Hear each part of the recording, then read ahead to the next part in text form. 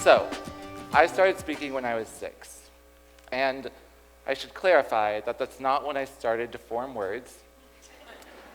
For some reason, my voice was about one of the only parts of my body that decided to make it off the assembly line fully developed.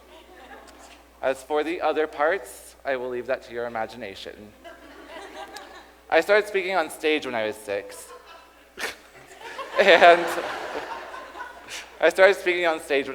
And in the beginning, it was really me and my mom. We were a duo, and we would get asked to go and share our story at fundraisers so that people would feel compelled to donate money to research efforts that would fund a cure for my disease. Now, without fail, every single time, my mom would start bawling and crying. And it wasn't just like waterworks, it was like Niagara Falls. And I have to tell you, my family is made up of professional ugly cry queens, including myself. And so I got really good at talking through my teeth because our talks, usually my mom was the main act. She did a lot of the talking. I'd talk here and there. I was really more like sit still, look pretty. But she would talk and cry, and then I would go, seriously, Celia? We're doing this again? This is out of control and you need to pull yourself together. And then she'd look at me and she'd go, do you have something you want to share, sweetheart? And I go, no, I want to go home. I want to get off the stage right now. So eventually I was like, screw this. I'm doing it on my own and I'm going solo. And now I love public speaking. And there's nothing more exciting as a speaker than to connect with an audience. And I thrive on that connection and that energy. But what I realized when I went out on my own was that it's really difficult to share details of your personal life with an audience of people you've never met. And I understood more about why my mom would break down and cry, because it was some heavy stuff she was talking about. And I was really only 6 years old, so I didn't really get it. But fast forward to November, when they asked me to speak here at TED, I of course said yes, I would be honored to, then immediately hung up the phone and thought, oh my God, what did I just do? And the panic set in, because TED speakers are supposed to be experts in their field with big ideas to share with the world. And I kept playing in my head this voice that said, TED stands for Technology, Entertainment, and Design. And that's not me. I'm not a researcher. I'm not a scientist. I'm not an inventor. Some would say I'm entertaining, but I'm not an entertainer. Why on earth do they want me to speak?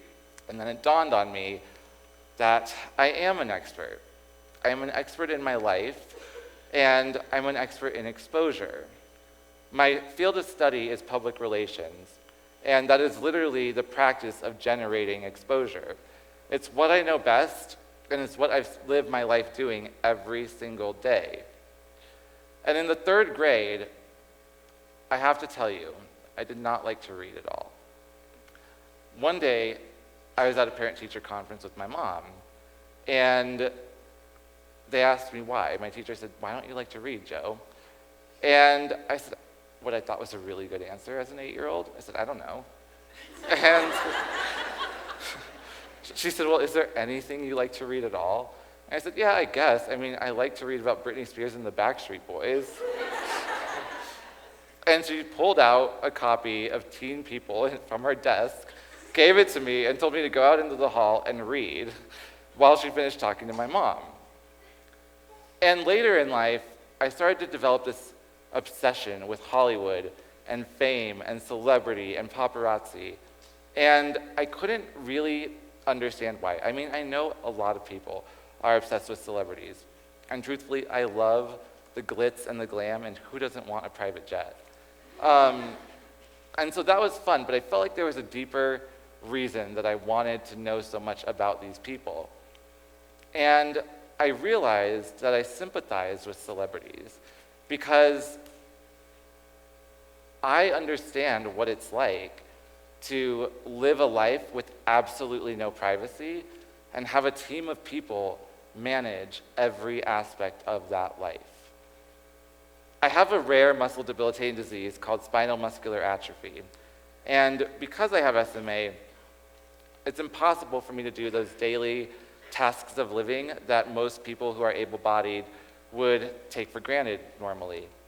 Talking about things like dressing myself, taking a shower, going to the bathroom independently, putting myself to bed, and waking up on my own. And I have a team of caregivers who I've had for my entire life. I've had hundreds of them. And they literally facilitate every aspect of my life. So much so that I feel like calling them caregivers doesn't do justice to the work. I like to call them life facilitators or lifestyle coordinators, because that's honestly what they are. And as someone who has a severe disability, I have lived my life in the public eye. I have no choice but to accept that I don't have any privacy. And I, like many other people who have disabilities, have to just give up that expectation that I can have time to myself. People often ask me what criteria I look for in caregivers or lifestyle coordinators, and I think that they're expecting me to say CPR certification, experience working in a nursing home, and truthfully, I don't care about any of that. What I look for, the number one thing, is that that person can connect with me and that they're compatible with me. And I can teach someone how to do the tasks of the job.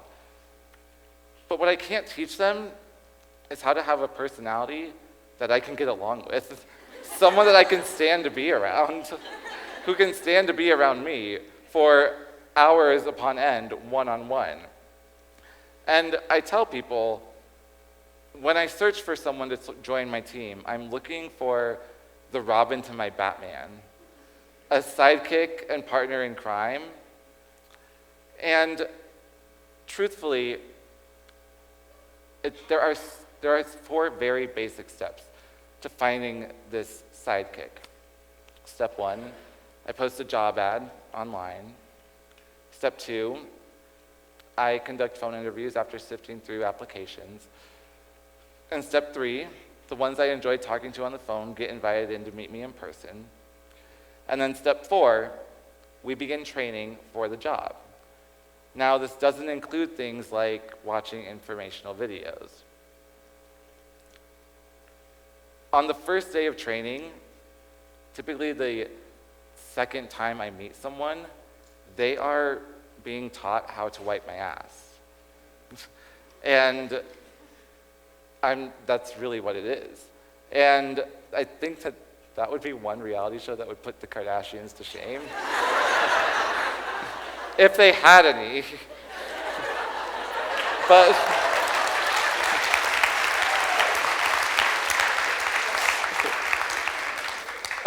and by the way, I have to go on this tangent really quickly. There are 2 types of people in the world: people who crumple the toilet paper and people who fold it. And if you are a crumpler, I strongly suggest you evaluate if your life is going in the direction you want it to.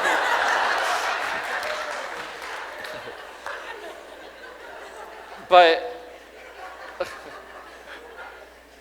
I have no choice but to allow people to help me with these deeply personal tasks. And I have no choice but to accept that I don't even have a right to privacy. My caregivers are there for every part of my life: the good, the bad, the ugly, the sad, the happy, the boring. And I'm not perfect. I know it looks like I am, but I'm not. So I tell them when they get hired, I say, if you're looking for a job that's going to be the same thing every day and a manager who has all of his ducks in a row, this is not the job for you. As your boss, I'm going to make so many bad mistakes and bad judgment calls, it's going to feel like I don't ever make a good one. And I'm also going to get really drunk sometimes. And your boss will act like a drunk baby driving a go-kart. And you will have to deal with it. But everybody has these embarrassing moments and these meltdowns. In fact, last week I had one. I was in the shower, and you know that scene in The Wizard of Oz when the witch gets poured water on her and she starts melting and flipping out? That was me. And I couldn't be left alone in the shower, though. I asked to be left alone, and it wasn't really possible. The shower is slippery, it's wet, it's messy. I might fall. So it wasn't until I got dried off that I was able to have a moment to myself to recompose. And constantly exposing yourself to others in this way is daunting. And it's these types of situations that are truly, they take a toll. And it's why I completely understand why Britney shaved her head in 2007. I have had so many of those moments. They just happen to also be on display and in front of other people. But I have to tell you, those moments provide me with an opportunity to have some of the most honest relationships of my life with my caregivers. I have deeper connections with them and deeper conversations than I've ever had with my friends and family with some of them, because we really are in it together. And oftentimes when people tell me, when I share these thoughts with them, they say, well, celebrities have a choice. They chose to be in the spotlight. They chose for the paparazzi to follow them, and they chose to open themselves up to the scrutiny in the media, and you didn't choose to be disabled. And I don't think that that's true, because regardless of whether or not they chose for the publicity to happen, we don't give them an option to step out of the spotlight. And I have to say, when your flaws are exposed, it really demonstrates that you have an opportunity, and that opportunity is either for personal growth or, you can not do anything with it.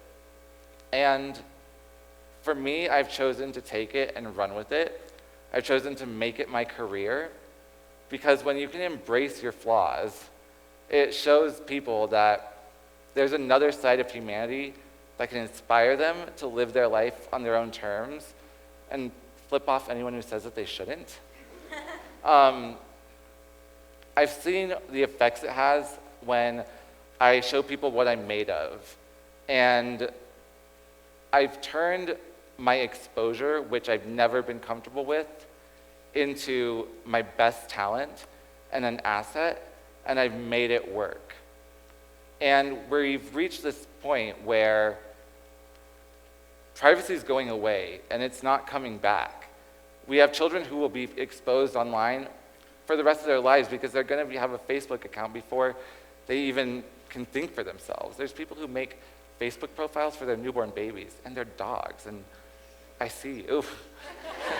And what are we going to do when those people look for jobs? Because all we've heard is, don't put your drinking and your questionable moments online. But I know what I put online when I was 16. I can't imagine what I would have done when I was 10. And when the concept of privacy becomes this elusive relic of the past, everyone is going to have an option and a choice to either run and hide or make it work. And I have made my choice, but what about you? Thank you.